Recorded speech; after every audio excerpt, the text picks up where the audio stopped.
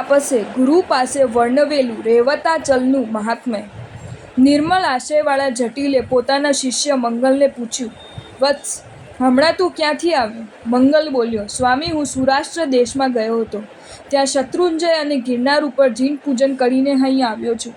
એ બંને તીર્થનો મહિમા અદ્ભુત છે. તેમાંથી જેની ઉપાસના કરવાથી લોકોને આ લોક અને પરલોકનું સુખ પ્રાપ્ત થાય છે, એવા ઉજ્જૈનગિરીનો મહિમા હું કહું છું. તે સાંભળો. જેના આરાધનથી અશોકચંદ્રની જેમ પ્રાણી કાંતિ, કલા, લક્ષ્મી અને ઇન્દ્ર તથા ચક્રવર્તીની સંપત્તિ પ્રાપ્ત કરે છે, તે અશોકચંદ્રની કથા આ પ્રમાણે છે. ચંપાનગરીમાં અશોકચંદ્ર નામે એક પરોપજીવી અને દરિદ્રી ક્ષત્રિય હતો. નિર્ધનપણાને લીધે તે સંસારથી વિરક્ત હતો. એક વખત દયાળુ જૈન મુનિઓને જોઈ તેને પોતાનું દુર્ભાગ્ય દૂર કરવાનો ઉપાય પૂછ્યો. તપસ્વી મુનિઓ બોલ્યા, વત્સ, આ સંસારમાં જીવ કર્મના બળથી ભમ્યા કરે છે. જીવ તે કર્મના વિપાકને ભોગવ્યા વિના કે રેવતાગીરીના શુભ ભાવે સેવા કર્યા વિના એ કર્મના પાંજરામાંથી મુક્ત થઈ શકતો નથી. આ પ્રમાણે કહીને તેઓ વિરામ પામ્યો. એટલે અશોકચંદ્ર ત્યાંથી રેવતગીરી પર આવ્યો અને ત્યાં સ્થિર થઈને તપસ્યા કરવા લાગ્યો. કેટલાક દિવસે તે ગિરિની અધિષ્ઠાયિકા અંબાદેવીએ પ્રીતિ સહિત તેની પાસે એક પારસમણી તેને આપ્યો. તે લઈ પોતાના નગરે જઈ ઘણા માણસો રાખી દ્રવ્યના બળથી રાજ્ય મેળવી અશોકચંદ્ર સર્વ સુખ ભોગવવા લાગ્યો. એક વખત અશોકચંદ્ર મનમાં વિચારે છે કે જે અંબિકાના પ્રસાદથી મેં આ સર્વ ઉપાર્જન કર્યું, તે અંબિકાને તો હું પાપી સ્મરણ પણ કરતો નથી કે ત્યાં જઈને તેને નમતો પણ નથી. આવો વિચાર કરી અશોકચંદ્ર સંઘની સામગ્રી એકત્ર કરી સર્વને દાન આપતો સ્વજનોની સાથે ત્યાંથી ચાલ્યો. કેટલાક દિવસે તે શત્રુંજય તીર્થ ઉપર આવ્યો. ત્યાં વિધિ વડે પ્રભુની પૂજા કરીને ત્યાંથી રેવતાચલ તીર્થ પર આવી પહોંચ્યો.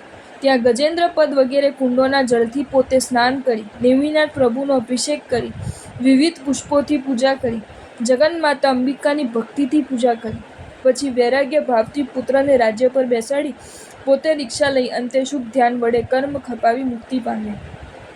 હે ભગવાન, આ સર્વ મેં પ્રત્યક્ષ જોયું છે. તેથી હું જાણું છું કે આ રેવતાચલ મોટું તીર્થ છે. તેના જેવું બીજું કોઈ તીર્થ નથી. જે તીર્થની સેવાથી પુરુષો આ લોકમાં સર્વ સંપત્તિ અને પરમ લોકમાં પરમપદ પામે છે. આ પ્રમાણે મંગલના મુખથી રેવતગીરીનો મહિમા સાંભળી ત્યાં રહેલા સર્વ તપસ્વીઓ પરમ હર્ષ પામ્યા. પેલો વૈદેશિક અને ભીમસેને પણ તે મહિમા સાંભળી પ્રથમ રોહણાચલ પર જઈ ગિરનાર તીર્થે જવાનો નિશ્ચય કર્યો. અનુક્રમે તે બંને રોહણાચલ પર્વત પાસે આવ્યા. ત્યાં પછી હા દેવ એમ બોલી તેમને ખાંડમાં પ્રહાર કર્યો. એટલે ભીમસેનને તેમાંથી 2 અમૂલ્ય રત્નો મળ્યા. તેમાંથી એક મહાતેજસ્વી રત્ન રાજદાન તરીકે રાજકુલમાં આપી બીજું રત્ન સાથે લઈને તે ત્યાંથી ચાલ્યો. વાહનમાં બેસી સમુદ્રમાં ચાલતા એક વખત રાત્રિએ પૂર્ણિમાના ચંદ્રને જોઈ વાહનના કાંઠા પર બેસી હાથમાં રત્ન લઈને ચંદ્ર અને રત્નના તેજની તે ભીમસેન તુલના કરવા લાગ્યો. તેટલામાં કષ્ટથી પ્રાપ્ત થયેલા રત્નને વારંવાર જોતા ભીમસેનના હાથમાંથી અભાગ્ય યોગે તે રત્ન સમુદ્રમાં પડી ગયું. તેથી તત્કાલ તે મૂર્છા પામી ગયા. પછી થોડી વારે સચેત થઈ તે પોકાર કરવા લાગ્યો કે હા દેવ, તે આ શું કર્યું? રત્નનું હરણ કરતાં મારું જીવિત કેમ ન હર્યું? મારા જીવિતને જન્મને, વૈભવ વિનાના મનુષ્ય ભવને અને દેવને ધક્કાર છે. આવી રીતે વિલાપ કરતો ભીમસેન ફરીવાર મૂર્છા પામીને પડી ગયો. તેના કોલાહલના અવાજથી નાવિક પુરુષો ત્યાં એકઠા થયા અને પવન નાખી ક્ષણવારમાં તેની મૂર્છાને દૂર કરી. જ્યારે ચૈતન્ય આવ્યું ત્યારે તેને નાવિકોને ઊંચે સ્વરે કહ્યું કે મારું રત્ન સમુદ્રમાં પડી ગયું છે, માટે નાવ ઊભું રાખો અને તેની શોધ કરો. તે સાંભળી પેલા વિદેશી મિત્રે તેને સમજાવીને કહ્યું, મિત્ર, આ તને શું થયું છે? કયા રત્ન, કયા જલ અને કયા વાહન? કેમ કે તારું રત્ન પડી ગયા પછી તો આપણે ધણો પંથ કાપ્યો છે. માટે હે બંધુ, શોક છોડી દે, ધીરજ ધર. અદ્યાપી ભૂમિ પર રેવતાચલ ગિરી વિદ્યમાન છે, તો શા માટે વિલાપ કરે છે? મિત્રના આવા વચનથી ધૈર્ય ધરી સમુદ્રનું ઉલ્લંઘન કરી ભીમસેન અનુક્રમે પૃથ્વીપુરમાં આવ્યો. ત્યાંથી પાથઈ લઈ બંને મિત્રો રેવતગીરીના માર્ગે ચાલ્યા. દુર્ભાગ્યના યોગથી માર્ગમાં ચોરોએ પાથઈ લઈ સર્વ લૂંટી લીધું. પાથઈ અને વસ્ત્ર વગરના નિરાહારી અને કૃશ શરીરવાળા તેઓ માર્ગમાં એક મુનિને જોઈને ઘણા ખુશ થયા. તે મુનિની ભક્તિથી નમસ્કાર કરી હૃદયમાં હર્ષ પામી તે દુઃખી મિત્રોએ સ્વસ્થપણે પોતાનું સર્વ વૃત્તાંત કહી બતાવ્યું. પછી કહ્યું, હે મુનિ, અમે દારિદ્ર્ય અને દુર્ભાગ્યથી પીડિત છીએ, તેથી હવે આ પર્વત ઉપરથી ઝંપાપાત કરીને મરણ પામવાના અભિલાષી છીએ.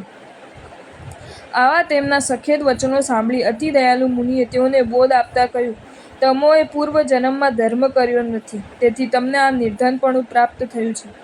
પ્રાણીઓને સારા કુલમાં જન્મ, નિરોગીપણું, સૌભાગ્ય, અદ્ભુત સુખ, લક્ષ્મી, આયુષ્ય, વિદ્યા, મનોહર પત્ની, અશ્વ, હાથી, ચક્રવર્તીપણું અને ઇન્દ્રનો વૈભવ એ સર્વ ધનથી જ પ્રાપ્ત થાય છે. માટે તમે ગિરિ ઉપરથી પડીને પ્રાણ ત્યાગ ન કરતા સર્વ મનોરથને આપનારા રેવતગિરી પર જાઓ. હે ભીમસેન, તે પૂર્વજન્મમાં અનીતિ વડે એક મુનિને 18 ઘડી સુધી પીડ્યા હતા, તેનું આ ફળ છે. પ્રાજ્ઞ પુરુષોએ બાહ્ય અભ્યંતર બંને પ્રકારની મુનિની આરાધના કરવી, વિરાધના કરવી નહીં. મુનિની વિરાધના કરવાથી કષ્ટ પ્રાપ્ત થાય છે અને સેવા કરવાથી કષ્ટ નાશ પામે છે. હે ભદ્ર, હવેથી તારું કલ્યાણ થશે, તેમાં કાંઈ પણ સંશય રાખીશ નહીં, કેમ કે હવે અશુભ કાળ વીતી ગયો છે. આ આખી ભૂમિ તારા વડે જીન મંદિરોથી મંડિત થશે. મુનિના આવા ઉપદેશથી ભીમસેન પેલા પરદેશી મિત્રની સાથે તે મુનિને નમી શુભ ચિંતન કરતો રૈવતાચલ તરફ ચાલ્યો. અનુક્રમે રેવતગિરી પર આવી ઘોર તપસ્યા અને શ્રી નેમિનાથ પ્રભુની પૂજા કરવા લાગ્યો. એક વખત કોઈ સંઘ ત્યાં યાત્રા કરવા આવ્યો. તેમાં સંઘપતિ ભીમસેનના અનુજ બંધુ હતા. સંઘ અને અમાત્યની સાથે શ્રી જિનાલયમાં પ્રભુની આરતી ઉતારતા નાના ભાઈએ ભીમસેનને જોયો. આરતી ઉતાર્યા પછી તરત તેને ભીમસેનને આલિંગન કરી નમસ્કાર કર્યા. ભીમસેન પણ પ્રીતિરૂપી વેલને વધારવા માટે અશ્રુજલથી સિંચતો હર્ષથી વારંવાર આલિંગન કરીને પોતાના લઘુ બંધુના મસ્તક ઉપર ચુંબન કરવા લાગ્યો. અનુજ બંધુ ભક્તિથી બોલ્યો, ભાઈ ભીમસેન, એવું કોઈ સ્થાન બાકી રહ્યું નથી કે જ્યાં મેં તમને શોધ્યો ન હોય. પ્રિય ભાઈ, આટલા વર્ષ સુધી મારા વિના તમે ક્યાં રહ્યા હતા? મેં તમારું રાજ્ય થાપણની જેમ આજ સુધી જાળવ્યું છે, હવે તમે એનો સ્વીકાર કરો.